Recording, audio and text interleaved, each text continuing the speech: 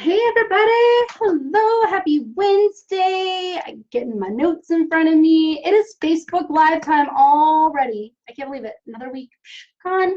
Happy Wednesday. How are you doing? As always, I've got to type hello so that I can see comments. But I hope you're having a great day. Let me know how it's going. What is something, it's Wednesday, right? So a lot of the theme stuff is like Win Wednesday. So I would love to start this. If you're watching it on replay and it's not Wednesday, that's okay too. Type in a win that you've had already this week. I would love to know. What is something that you are celebrating? What is progress that you've made? What is a new mindset like that you've had? What is something that you are just celebrating this week? I really want to know. I think that that's a fun way to kick off Facebook Lives. So again, here live, share one thing that you're celebrating already this week. And if you're watching on replay, please do that as well. So this week is such an important topic. Like, I hope that you're somewhere where you can listen to this. If you're not, like, come back and listen to it. This is a piece, it's not just a fancy title of this, the missing ingredient, right? Like, this is something that people neglect in their business all of the time that ends up costing them sales, that ends up costing them almost 70% of sales. Okay, so like this is not like a little thing, this is like a big thing, right? So a missing ingredient. So when people think, well, let me ask you, if you're here again, live or replay, I want you to go ahead and answer a question, which is like, if you're not getting the sales that you want, or in the past you haven't gotten the sales that you want, what is it that you've attributed that to? Like, what have some of the thoughts been in your head around why you're not making sales? So like, a lot of times people will tell me, well, it must be my audience, right? Like my audience just isn't an audience ready to buy. Like I hear that a lot. I must be in front of the wrong audience, the wrong people. Another thing that I hear when people aren't making the sales they want is, well, maybe it's my pricing. My pricing must be too high, right? Or I hear, well, maybe it's my packages or it's my pricing. That's why I'm not making sales, right? So people come to me, when they get on the phone with me, they're looking for the thing. They're like, Rita, let me tell you this is what I sell. This is who I'm selling to. Why am I not making the number of sales I want? And they're looking for the answer in those things, in their offerings, right? And all of the logistics around it. They think it's a pricing problem. They think it's an audience problem. They think it's, right? Like, so how many of you have thought that before? Or how many of you are thinking that right now? Or they're like, well, I don't have a package, or I don't have a fancy website, or I don't have a services sheet, or this must be why I'm not making sales, right? Like this must be why I'm not signing the number of clients that I want to sign. And we talk about it, but I ask some deeper questions. And this is what I realized is that most people, right? Hi, Jessica. Hi, Lorraine. Most people are neglecting this, and it's costing them in their business in a big way. So what is it? Well, before I tell you, so let me throw down a statistic, and I forget where I got this stat from, but it's legit. It's from like the National Association of Sales Executives or something like that. 70% of decisions, right, of buying decisions. So 70% of buying decisions are made, right, already decided, the decision whether they're going to hire you or not. 70% of decisions like that are made before they've ever even gotten on the phone with you for a sales call, or before they've really even interacted with you at all, or in a meaningful way. 70%, right? So I want you to understand this. Do you guys see what I'm saying? Before they ever get on a sales call with you, before they ever interact with you, sometimes, like maybe they're lurking in your Facebook group, maybe like you guys lurking on Facebook Live videos, right? Maybe they are, like maybe they just heard about you from somebody, so they go to Google you, or maybe but 70% of decisions to hire somebody or buy something are made before they've ever had any interaction. We're going to keep it to service providers and not products, right? But before they've ever had any interaction with you as like the person selling the product or the service provider, right? Before that. So a lot of people are thinking that by the time the sales call hits, right, like Okay, but the problem is you're missing people getting on the sales call with you. So there are two categories we're going to talk about. The first is you're missing all of this potential business because it's not even getting to your sales call, right? You're not even getting them on the phone, or you're not getting them to click and add something to their cart. You're not getting this to happen, right? And the reason that you're not getting this to happen is because you're neglecting this thing. So 70% of decisions to hire you are made before they've ever talked to you, before they've ever interacted with you in any way, right? And so people look at the sale as the most important thing. Here's a service, here's a product that I provide. So Rita, if I'm not getting the sales, it must be this. It must be the delivery of this thing. It must be the packaging of this thing. It must be the pricing of this thing. It must be who I'm selling this thing to. It must be the delivery mode of it. Like, that's where they're focused, right? But really they need to pull back and focus somewhere else, because if 70% of buying decisions are made before interacting with you, before like even really kind of knowing all of the details, right? What you need to see is that there's something that's more important than the service or the product. Okay, there's something more important than the service or the product that you provide to get sales. And what this is that it's how you make people feel about what it's going to be like to work with you, right? So, because that's where 70% of the decisions are made. When people feel the way they want to feel as a prospective client, right? The way that when prospective clients feel the way they want to feel when they are your client, right? Then they're more likely to continue down the sales process and hire you. But if in your sales and marketing process, in your marketing and sales process, there's a disconnect and they're not feeling the way that they want to feel once they are your client, then they're never going to get to that part of exploring you as their whatever. Does that make sense? Right? Hi, Billy. Hey, how are you doing? Hey, Kim. Hey, everybody. Right? Here's the thing. There's something that's more important than your product or service when it comes to your potential clients, when it comes to your audience and potential clients. More important than the product that you offer and more important than the service that you offer is, again, how you're going to make them feel once they are your customer or once they are your client. That is more important than what you actually do or what you actually sell, right? Potential clients or potential customers need to be certain of a few things, right? They need to be certain that, so a lot of people focus their marketing on, I need to show that my product or my service solves a problem that people are having, right? And that's true. Like, you do need to show that. Like, your product or your service has to solve a problem for people, for them to want to buy it, right? But there's something more important than that, right? If there's something more important than the product or service, then in your marketing, there's something more important than showing people that what you do solves their problem, right? And so what that is potential clients want to know that they can trust you, to deliver on your promise to them, right? And they want to trust that they're going to have a great experience working with your business, working with your company. Those are two things that people need to know before they buy, that they can trust you, right, to actually deliver, and that they will have a great experience working with you. Because a lot of you, and it doesn't even really matter about the price point, right? A lot of you are asking for a big investment, right? A lot of you are asking for a big investment for people to give, right? So people are fearful around that. Think about the way the mind works, right? Here's something about the sales process that you have to understand is going on in the back of people's minds. People assume that when they're your prospective client, right, they're not yet your client, you are going to wine and dine them, right? This is like an expectation people have.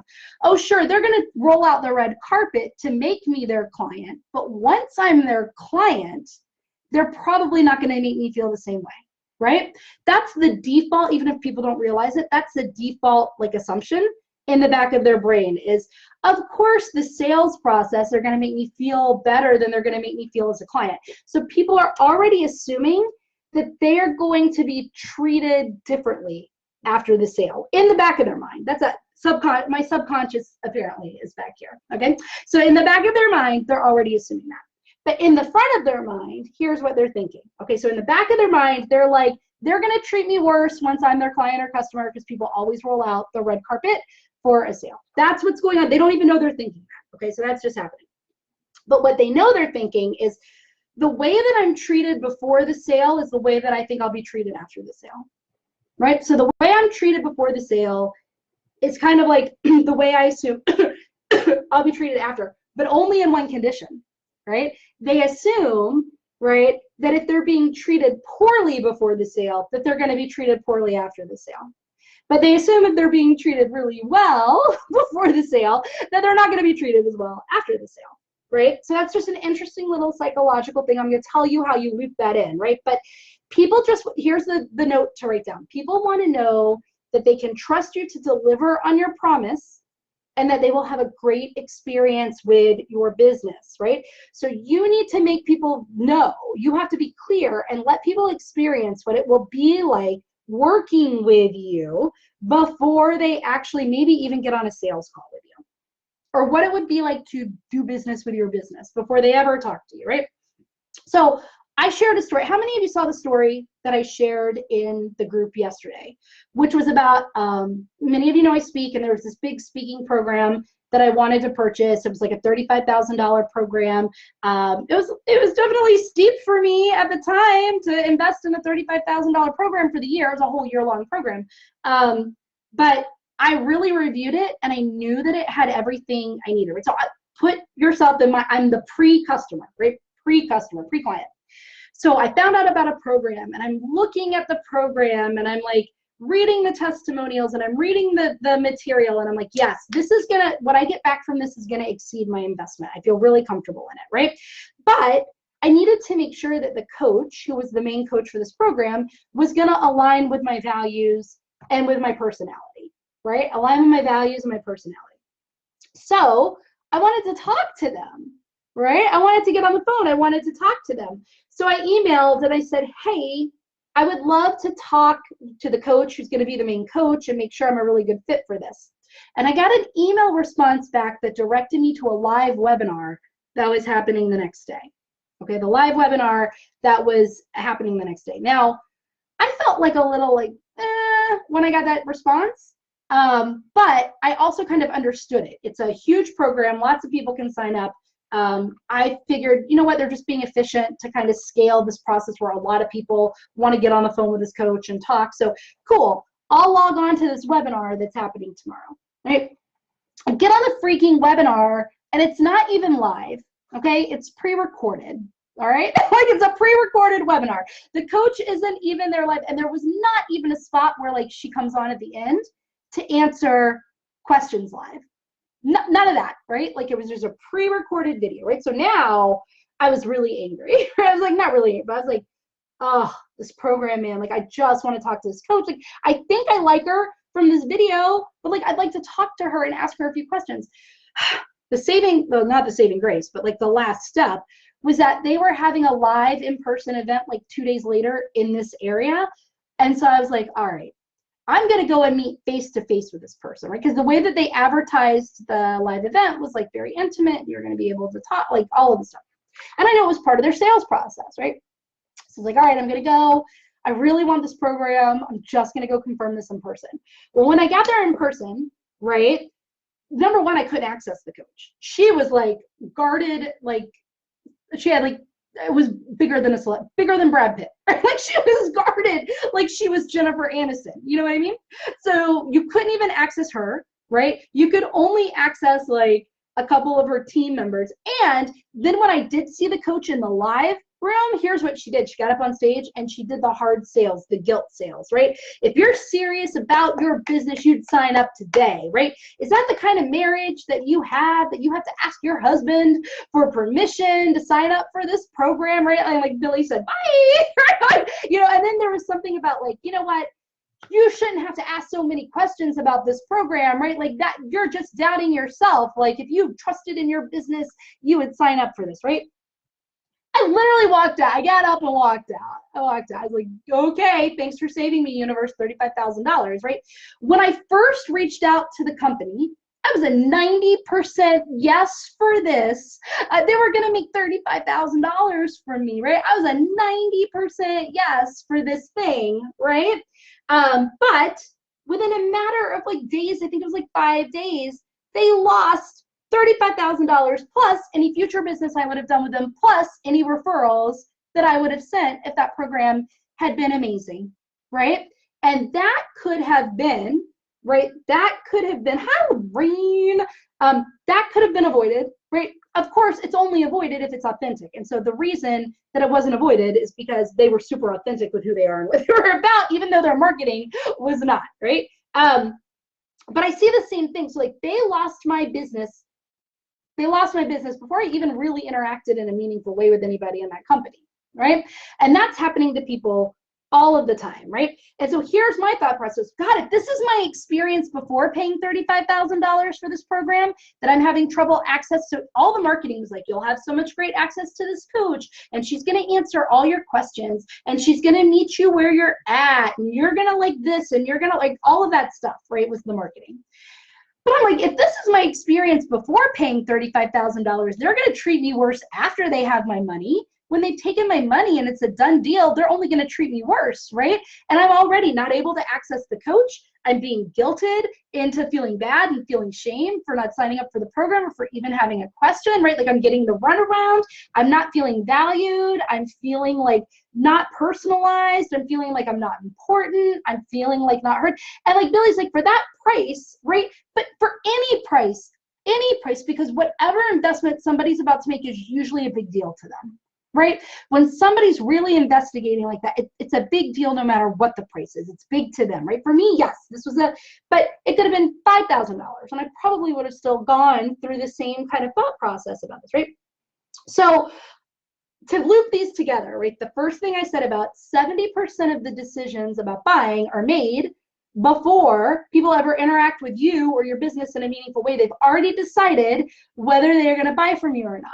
Right? Before they've even interacted with you, right? And then the story, right, that I share about how it worked with me, like, so people come to me, again, like I said, saying, Rita, I'm not getting the sales I want. It must be the audience. They're the wrong people, or I'm offering the wrong product or service or program, or I'm packaging it in the wrong way, I'm delivering it in the wrong way, or I'm pricing it wrong, right? And it has nothing to do with that, right? Like, I will ask people 4 things, and I shared it in my post today, so I'm going to look at my post so I get the 4 questions right? But the 4 things that I ask people when they come to me like that is, how long have you been built on relationship building versus sales? How long has your focus been on building relationships with prospective clients and prospective customers, your audience, your community, versus being focused on sales, right? And they're like, well, not at all, or I've only really been doing real relationship building for a couple of weeks, or I don't even have a container to like, there are a lot of people that don't have a container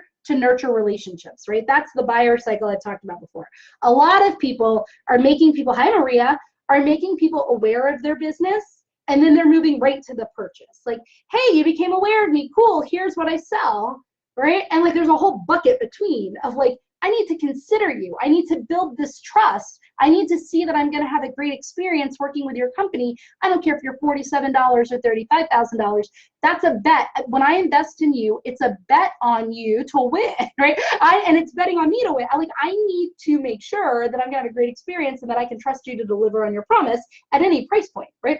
So when you're meeting people and they're becoming aware of your business and you're trying to move them right to the sale, right? You're bypassing that step. You have to have a container to nurture relationships in, where you're building the trust, where you're letting them see what it would be like to work with you, where you're letting them feel before they're your client the way that they want to feel as your client, right? And I'm going to give an example of that. Does that make sense? So like this Facebook group is that for me, right? I'm in here doing lives every week. I'm doing posts every day. I'm commenting on it. I'm hopping in. I'm having contests. Sometimes people don't know it because it's not advertised, but now I'm giving it away here. When I see an especially good post or a post that's generated a lot of discussion, or I notice that there was someone who really reached out to a member or whatever, I send them little surprises in their email or their mailbox if I have their mailing address, right? Like I can't ask because I want it to be a surprise. So like usually I can get their email address or Facebook or something. I send them like a link to a gift card or something, right? I do that for them, right? Like, because I want people to understand this is me and this is, so I asked on Monday, what are 3 ways, and you can have more, but what are 3 ways that you want your client/customer to feel when they work with you, right? So I like my clients to feel surprised, and delighted, right? That's one way. I like my clients to feel seen, right? I like and heard, right? I like my clients to feel like they're my friend, like they're my best friend. But those aren't all my words, but like that's an idea, right? Well, if I want my client, and I have a process for my clients to feel like that, right? I want them to feel excited too, right? Surprised and delighted. So like once somebody's my client, they get a really nice welcome gift, right? They get like a midway milestone gift. When they hit certain milestones, right? They're not surprised when something rolls into their mailbox at a certain point, right? Like surprised and delighted around every turn, right? Well, then I need to make people who want to be my client or might want to be my client feel like that before they are my client. So when I do that, like I sent a $5 gift card to a girl in the group the other day because she did a post that generated a lot of response. So I sent a $5 Amazon gift card to her. I said, here's a link to a $5 Amazon gift card. Thank you so much for like being a valuable member of this community. And she wrote back, oh my gosh. She was like, I know it's only $5, but like this made my day. And then, right, she was like, this is just, so that's one example. Another person said no to me on my sales call. They were like, not a no for now. They were like, no, Rita, I don't think I'm quite ready for coaching yet, but thank you so much, right? Well, for the next month, I sent her things as I saw them. Like that she was trying to work on speaking, and I sent her like this event that I thought she would really like. I sent her a connection to a place that I thought could help get her booked for speaking, like a certain conference I thought she'd be good at. I sent her like a connection in the speaking community, and she wrote back and said, okay, forget it. I have to hire you. And I said, okay. She said, if you're giving me this much attention before I've even paid you money, what are you going to do for me after I'm your client? Like if this is how you treat people who aren't your client, by giving them answers and information and resources and all of this is how I can just imagine what you're going to do for me once you have my money, right? You're going to treat me even better, right? Like, so this is like why it's really important to know, like Billy just said, I want my clients to feel happy, confident, and relaxed, right? Well, part of the problem when people say they're not making sales is that in their marketing and their sales process, they're not making people feel, for Billy, it would be happy, confident, and relaxed, right? So Billy would need to look at her sales process and her marketing process and say, am I in my marketing and am I in my sales process conveying that people will feel happy, confident, and relaxed, but am I allowing them to actually feel it right now and experience it right now, right? So relationship building is the piece where that happens. This is the nurturing of a relationship, right? And so I ask people, how long have you been building relationships and not trying to get the sale? It's usually like not long, right? I'm like, how consistent have you been with the relationship building piece? And they're like, not really consistent. Sometimes I follow up with people, sometimes I don't. Sometimes I reach out to people, sometimes I don't. I don't even have a newsletter. I don't have a Facebook group. I don't have any way to nurture relationships. I don't have a CRM, a database to like store information about people to nurture the relationship. I got nothing, right? And I'll say, okay, so what's your mindset around relationship building? And they're like, actually, I'm focused on getting the sale, right? Or they'll say, well, I want to meet people to get the sale. Like I'm going out networking and I'm going out, and their focus is on getting the sale and not creating a real authentic relationship, right? And then I'll say, well, what's the truth? What's really the truth that you're saying you're not getting sales when they come to me too? And they're like, well, okay, I'm not getting results in my business. That's what they'll say. I say, well, what's the truth in that? Well, okay, I'm getting results, I'm just not getting sales, right?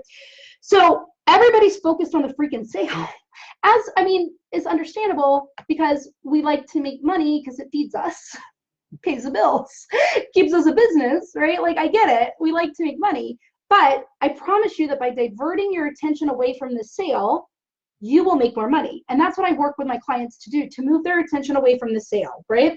It seems counterintuitive, but I promise more important than the sale is the personal and emotional connection you are making with prospects. And this is the piece that's neglected all the time. Because again, I'll say, what's your container for nurturing a relationship? I don't have one. Okay. Or some people say, well, I have a newsletter. Or some people will say, I have a Facebook group. Or, some people will say, I have a meetup group. Cool. What's your consistency with the nurturing the relationships in there? Not.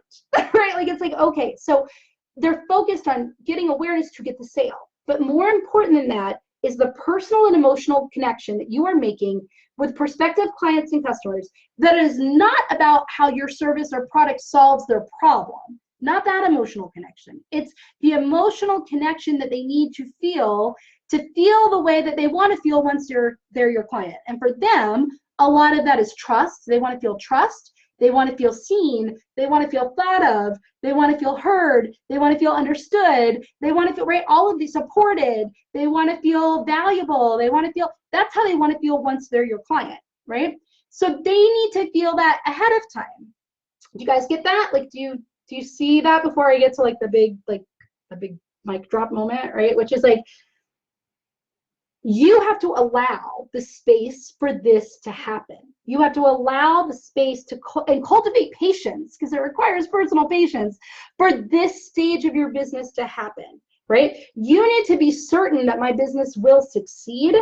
And I don't know who, how, when the sales are going to come, but I know for sure the sales are coming. So I can totally let go of that and instead just focus on my prospect like it's a person, right? Like a real person in the world that I get to talk to. Does that make sense? So by learning about your prospective clients, by learning about your community, by learning about your audience, right, and making and strengthening a relationship with them, you will find yourself working with more ideal clients and more loyal clients, right? So I had a client come to me recently and she was like, look, I have had she had a lot of sales calls over the month and not one single sales call resulted in a sale. And so I asked her, she thought it was her sales script. She was like, I hate sales scripts, but she's like, I think it's my sales script. I think that's why they're not, or I'm not doing something conveying the value of my program or something. But I asked her questions she wasn't even going to ask. I said, where did these sales calls come from? Where did they come from? What was the origin of these people becoming aware of you? It was, oh, well, they just met me at a networking group. I'm looking at her answers right now. They just met me at a networking group. They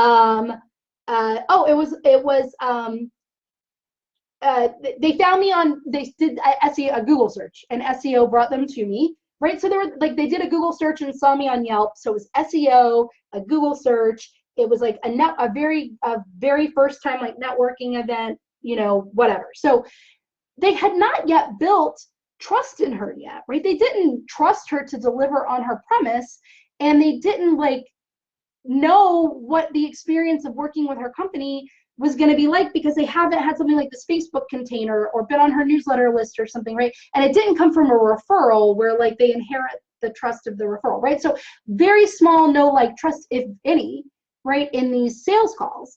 But when she got them on the phone, what she was talking about were their problems and how her service could solve that problem, but she wasn't learning about them as a person, right? So yes, we're supposed to talk about their problems and how our services can solve, right? But she also wasn't taking time in that same conversation to learn about them as an individual, to learn about them as a person in the world, okay? And so what would happen, right, is the sales call would end and they weren't ready to buy yet because, again, little, no, like, or trust, right? They're like, this is great information. I think I have to think about it. I need to I might not be ready yet. I need some more time, something like that, right? That's how those calls were ending. And and then I asked her about her follow-up, and she was like, well, I'm not really even following up that consistently, right? But she followed up, but her follow-up said something like, hold on, her follow-up, I got it right here. Thank you so much. It was a wonderful conversation. I enjoyed learning about your business. If your needs change or you're ready to move forward in the future, please call me. That was her follow-up email, right? And I said, well, why was that your follow-up email? She's like, well, because they said that they weren't in a place to hire me, Rita. They said they weren't ready, right? That this wasn't the right solution for them at this time. So I said, thanks so much. Wish you well. If you ever need anything, call me again in the future, right? How many of you have done that? Honestly, right? Or maybe not even followed up at all after the no, but how many of you, right? And so here's the thinking that caused her to do that. She was treating the sales conversation as if it was the end instead of just the beginning, right? You have to understand that especially if you don't have a container to nurture relationships, if you don't have a newsletter, if you don't have a Facebook group, if you don't have a meetup group, if you don't have somewhere that you are nurturing relationships, and a relationship is a two-sided thing, it's not a one-sided thing, right? Two-sided thing, then you really have to pay attention to this, which is they are not going to be, they're usually going to get on the sales call with you and not quite be ready yet. They're not going to be ready yet, right? So it's not the end, it's just the beginning. So what would happen if you allowed yourself, now I'm saying, not if it's like a, hell no, I don't want to work with you, Billy, get out of my life, right? Okay, that's probably the end, right? But I mean, oh my God, I love this. I just don't think I'm ready for this right now. It might not be the right investment at this moment. Like, I'm not sure. I have to think about it, right? What if you treated that sales conversation like it was the beginning instead of the end? What would happen, right? So I had to create a relationship building strategy for my client because that's what she was missing. That's why she wasn't making sales. So I said, look, how can we connect with your prospective clients in a personal and emotional level, right? We need to learn things about them. And we identified specific information that she wanted to learn about them. Then we got her customer relationship management system where she could, as people were interacting with her at networking meetings or out in the world or in a Facebook group or wherever, she could put information about them and like birth dates and keywords and like loves tennis and likes to hike and like what, you know, is worried about it, whatever. She put all of her stuff in there, right? And then we devised a system to surprise and delight prospective clients, right? Because that was one way that she wanted her clients to feel. Once somebody's her client, she loves surprising and delighting them. She's like, I want my clients to feel surprised and delighted by me all the time. Cool, but she wasn't surprising and delighting prospective clients. She didn't even know about them, right? So like she found out, for example, that one person she talked to loved chocolate, a certain kind of chocolate, and she was out of the store and saw this random like whatever and like sent the thing, and the woman was happy, right? Like there's a book by Joey, I'm gonna say Joey Lawrence, and I know that's not right. Joey Lawrence was from an 80s sitcom, right? Joey Coleman, and it's called like Never Lose a Client Again or Never Lose a Customer Again, right? And he tells a story about how he went in for this big contract into the CEO's office, and they talked about, and the CEO's office had golf stuff all over. I mean, it was like, it had a putting range like in the office, like all this golf stuff, right? And he looked around and they talked all about golf, and it got down to like the last 5 minutes of the meeting, and the guy's like, oh my God, we haven't even talked about your contract or the proposal, and I don't have time. I am so sorry, right? I'm gonna have to review this and get back to you. To which Joey said, no problem, take your time, right? He went, the very next day, he was going to California, and he was in Torrey Pines, and Torrey Pines is a big golf course, and they were having some like special event there, and so he bought like a commemorative golf ball or something like that, right? Like, and he sent it, he dropped it in the mail overnight and sent it to the guy saying, I'm at Torrey Pines, I saw that they were doing this, I thought that you might want to add this collection to your office. Within like, I think he says in the book, 5 hours, the contract was signed and faxed to him. Sign and fax to him, right? So the way you make people feel before they're your client is more important than that your product or service can actually like solve a problem. They want to know they can trust you, and they want to know that they're going to have a great experience with your company, right? So when you get, for example, a sales call that's just the beginning, right? They say no, so it's just the beginning. Your job then is to build that trust with those people and to make them feel the way they're going to feel when they work with you, that great experience, right? So for each business, that's different, but how can you do that, right? That's that nurturing piece, right? That's that fault.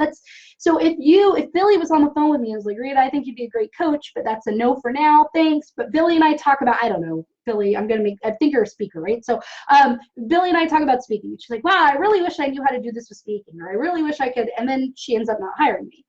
Well, I'm going to say, hey, Billy, it was great. Like, great talking to you. Hey, like I know that we left the call, you were gonna go work on X, Y, and Z. Here's an article that I think would help you, or a template I have, or a resource, right? Maybe a week later, I'm gonna send her like a connection. Maybe the next week, I'm gonna like send her something else, right? Maybe I'll follow up with her a month later and say, hey, how did it go? The last time we talked, you were gonna work on blah, blah, blah. Have you gotten that done? Is there any help that you need, right? Letting Billy know, oh my, I'm not even her paid client, and I am on Rita's mind. I'm not even her paid client, and she's already helping me grow my business. I'm not even a paid client, and she's already sending me connections. Wow, right? Like, wow, when I am her client, my business is really gonna like explode because Rita's gonna do this at a greater scale when she has my money, right? Like that's the way her mind switched. Remember, in the background at first, it was doubtful, right? When she wasn't being treated any kind of way by me, she was thought, oh, well, I'm gonna have a crappy experience as her, but having this great experience, right? now it shifted her mind to like, oh, I think I'm going to have a great experience, right? But here's the problem with what people are doing in sales and marketing. They are making the same mistake that all my date coaching clients made. Okay, so here's the thing. Date coaching clients that would write profiles would use what is termed empty adjectives. Do you guys know what an empty adjective is? How many of you know what an empty adjective is? Anyway, so Billy, I'm going to give you some actionable steps on how you can make prospective clients feel the way before they're a client. I'm going to give that to you, right? But empty adjectives are words that don't actually describe anything. Like, I'm adventurous. I'm adventurous. What does adventurous mean? What does adventurous mean? Anybody know? You may tell me. It can mean anything to anybody, right? Like, adventurous might be whitewater rafting and rock climbing to one, and it might be like going to the Wisconsin Dells once a year for another person, right? Or it's like, it's a word that you think you know what it means by reading it, and so you make an assumption, but like your assumption is based on your experience and your definition of the word, and like other people could have different experiences and different definitions of the word. Does that make sense? Like I'm funny. I'm funny. What does that mean? Are you sarcastic funny? Because I'm sarcastic funny, and not everybody likes that, right? Are you a pun person? Because not everybody likes that, right? Like, are you a slapstick humor kind of person? Because not, like, it's a word that you think you know what it means, but you're going to attach your own assumption to it, and then you're going to feel disappointed when you find out you were wrong, right? Like, it's not what you would attach to it, right? So that's the way that my date coaching clients, they would use all these, like, I'm funny, I'm adventurous, I'm whatever, right? So instead of, I said, stop telling people you're funny, stop whatever, show them you're funny, tell a joke in your profile, or like, if tell them a story about how you got on your motorcycle one weekend and just took off and drove around the mountains of whatever on a whim because you're spontaneous and adventurous, right? Like, so yeah, like what do those words mean, right? Adventurous, remarkable, beautiful, magical. What do those mean, right? And in terms of you, or like, so it's the same thing in your business, right? People are doing this in their business. They are telling instead of showing, right? They are like, I support my clients, right? I support my clients.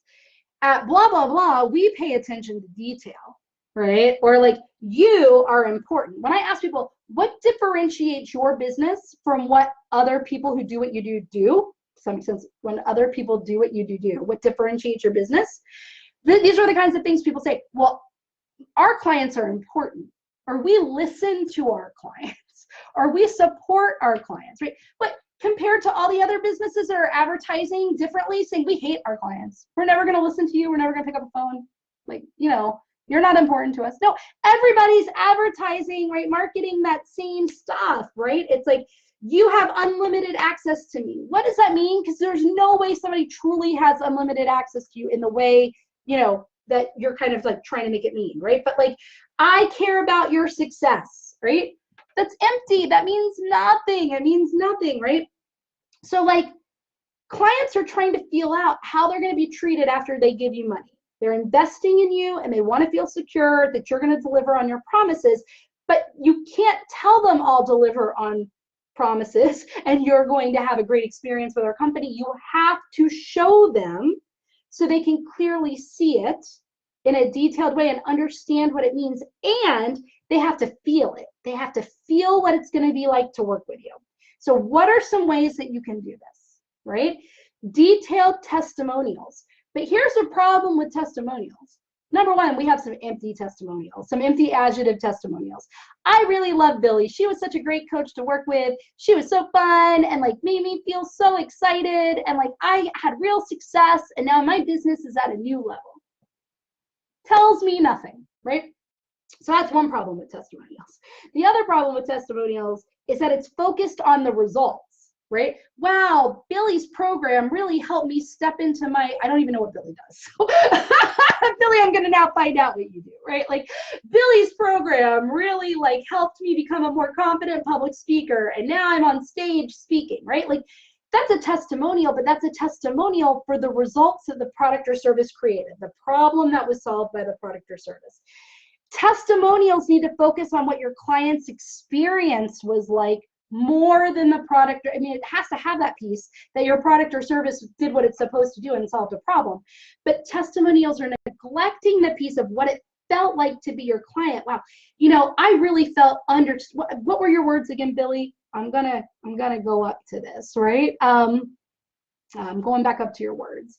Happy, confident, and relaxed, right? Like, wow, you know, working with Billy was great. Like, we had a kickoff session that was super comprehensive, and she had a project management system that detailed out like dates and blah blah blah, and I could just relax knowing that Billy had everything handled, right? Like, not only that, but like Billy would like send me a joke every week, or like when I had a win, she would send me this fun card in the mail, and like it always lit up my face to get this from Billy. Does that make sense? So like that part of the testimonial is showing, right, the 3 words you picked about what it would feel like to work with you.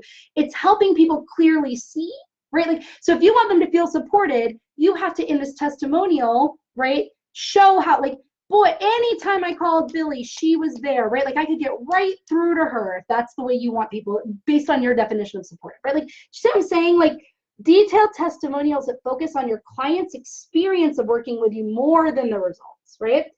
Case studies, again, that highlight the how instead of the results. How you work with people, but don't just say, I support you, you have unlimited access to me, I'm there. Show them through stories, right? Like, you know, if you're ever sitting at your computer, Maria, and you're crying in the middle of the night and you're like, my business is going to implode and I don't think I can do this anymore, and you're about to just fire all your clients and shut everything down, like, you can call me even if it's at 1 o'clock in the morning and I will talk you off that ledge, right? Like, that is me showing how I would, no, I don't call me at 1 o'clock, Maria. Maria has my phone number because she is my client. Don't call me at 1 o'clock in the morning. I mean, unless that was really the case, then you could, right? Like, that's a reality. Like, they really could, and I would talk to them, right? Like, because that's my definition of support. That might not be the definition of somebody else, right?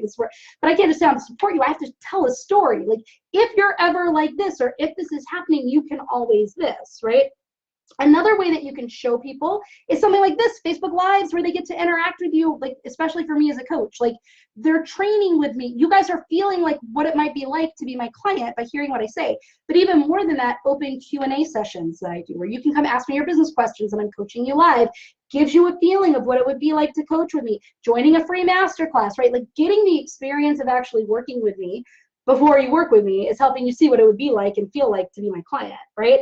And then surprising and delighting, like I said, where people in my community, I send them little prizes all the time, or I send them little notes, or if I see somebody posting about something in the group, I'll send them a resource, and they're like, wow, I'm not even her client, and she's always doing this for me, right? Does that make sense?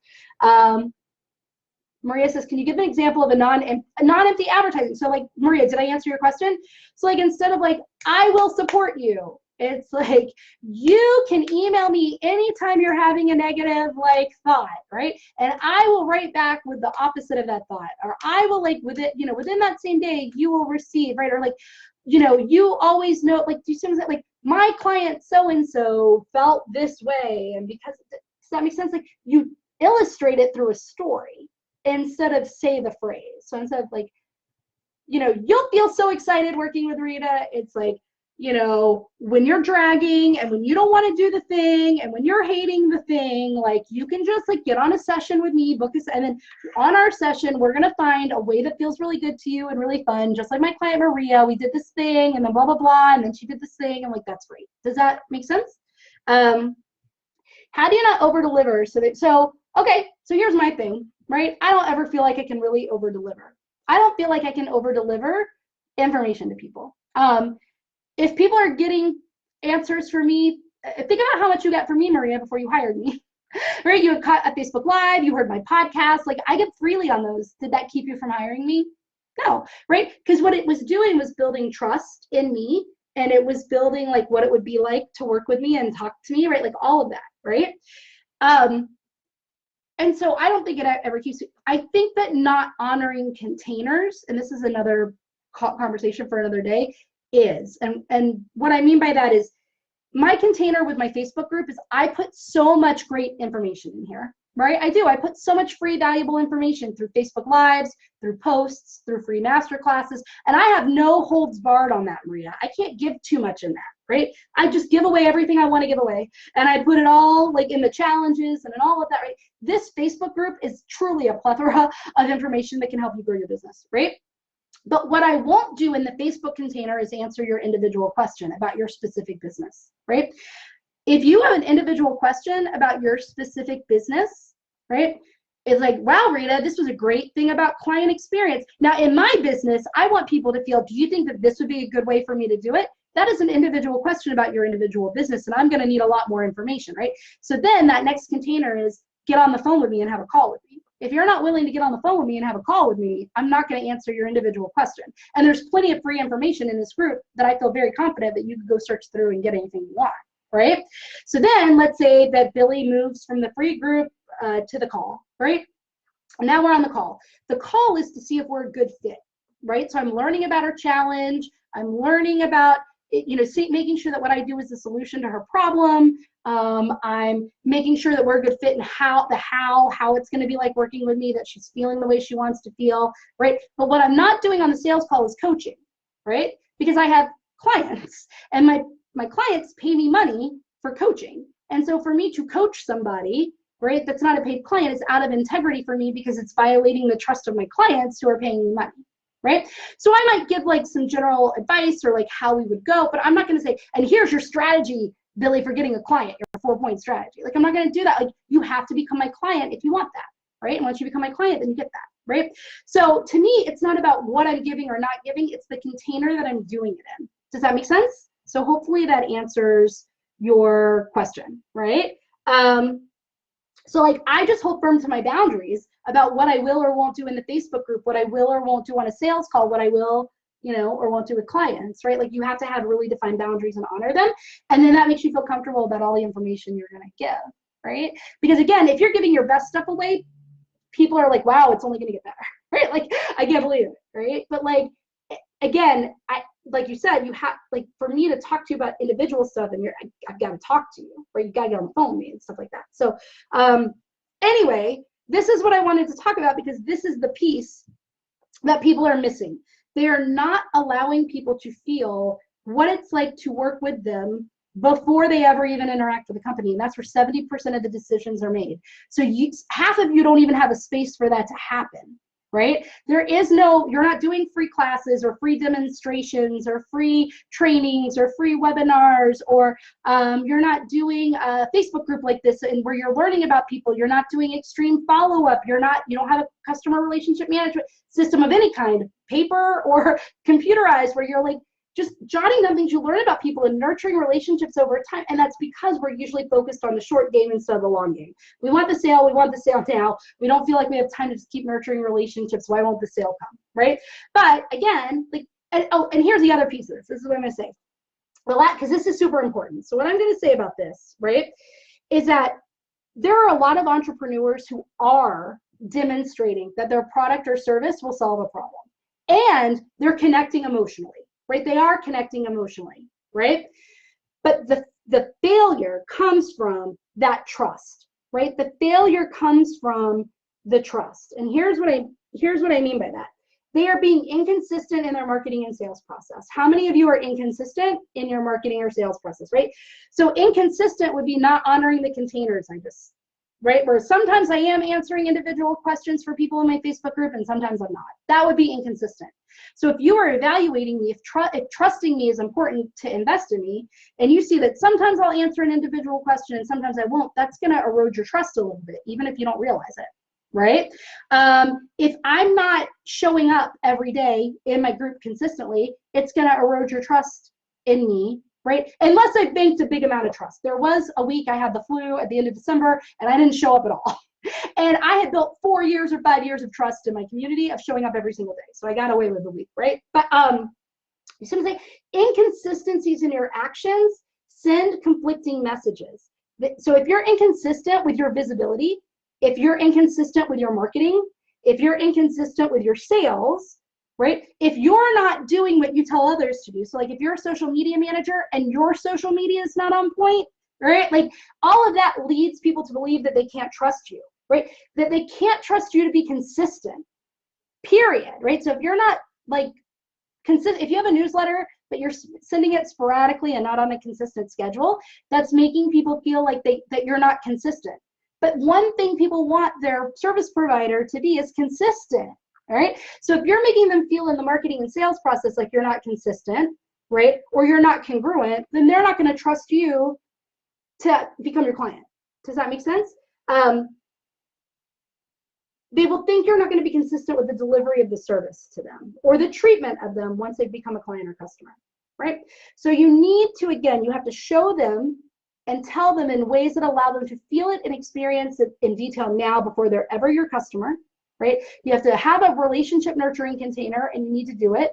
And you need to be consistent in how you show up in your sales and marketing. So hopefully it has helped show you what the missing ingredient might be if you're having a lot of sales calls but not making sales, or meeting a lot of people who are saying that they're interested but they're not buying, right? It's because you're moving from the awareness to the sale, and then you're treating that sales conversation as if it was the end, and then you're going back and hustling for the next person, right? Like awareness, sale, no, okay, next person. Awareness, sale, no, okay, next person, right?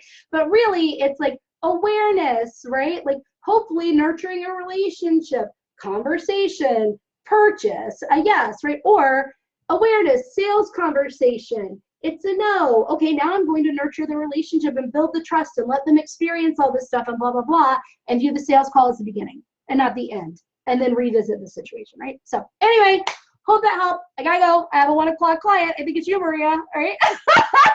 So I gotta go. I hope this was helpful. I'd love to hear your comments. If you're watching on replay, let me know as well. And then tell me, like, what are you committed to do? What are you committed to doing based off of this? What is one thing you're going to do based off of this video? Tell me in the comments, all right? Okay, guys, take care. Bye, everybody.